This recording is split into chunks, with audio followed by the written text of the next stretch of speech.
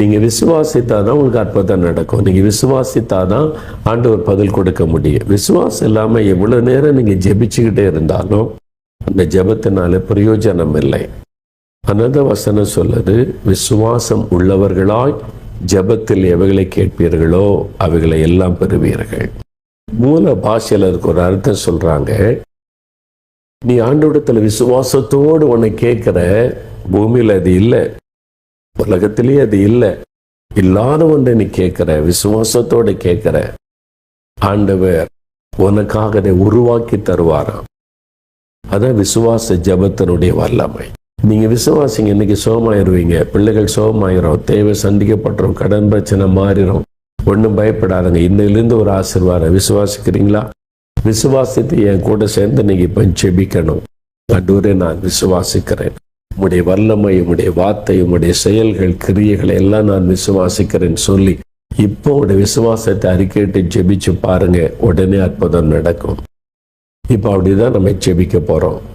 நான் உங்களோடு கூட இணைந்து விசுவாசத்தோடு ஜெபிக்க போறேன். இப்போ ஆண்டவரிடத்துல கேட்க, உங்க வீட்டில் யார் சுகம் இல்லாமல் இருக்கிறாங்க, யார் பாதிக்கப்பட்டிருக்கிறாங்க, யாருக்கு என்ன நன்மை வேணும், இப்போ அதை கண் முன்னால நிறுத்தி கொள்ளுங்க. ஆண்டவரே, இவங்களுக்காக நான் ஜெபிக்கிறேன், இந்த காரியத்துக்கு ஜெபிக்கிறேன், குறிப்பா நீங்க ஜெபிக்கணும். அப்போ அற்புதம் நடக்கும். விசுவாசத்தோடு ஜெபிக்கலாமா? அப்படியே உடைய வலதுகரம் வைத்துக் கொள்ளுங்க. இயேசுவே, இந்த காரியத்துல தேவை இருக்குது, இந்த காரியத்துல பிரச்சனை நீங்களே, இந்த காரியத்தை வாய்க்க பண்ணுங்க சொல்லி ஜெபம் பண்ணுங்க. தகப்பனே, இதோ இந்த அருமையான பிள்ளைகளுக்காக ஜெபிக்கிறப்பா, விசுவாசம் உள்ளவளாய் ஜெபத்தில் எதை கேட்டாலும் செய்வேன்னு சொன்னீங்க. இதோ இந்த பிள்ளைகள் விசுவாசத்தோடு ஜெபிக்கிற காரியத்தை பாருங்கப்பா. இந்த நோயினால் பலவீனத்தினால் பாதிக்கப்பட்டு கலங்கி இருக்கிற பிள்ளைகளுடைய ஆண்டவரே, இந்த விசுவாசத்தை கனப்படுத்தும். இப்பொழுது இயேசு கிறிஸ்துவின் நாமத்தில் சுகம் உண்டாகட்டும். இயேசு கிறிஸ்துவின் நாமத்தில் சகல நோய்களும் பலவீனங்களும் குடும்பத்தை விட்டு விலகட்டும்.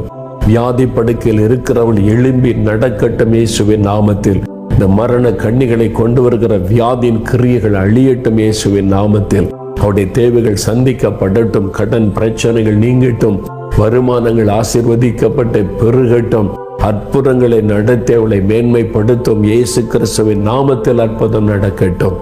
இயேசுவின் நாமத்தில் ஜெபிக்கிறோம் பிதாவே. ஆமேன், ஆமேன். பிரியமானவர்களே, ஆண்டவர் ஜெபத்தை கேட்டார்.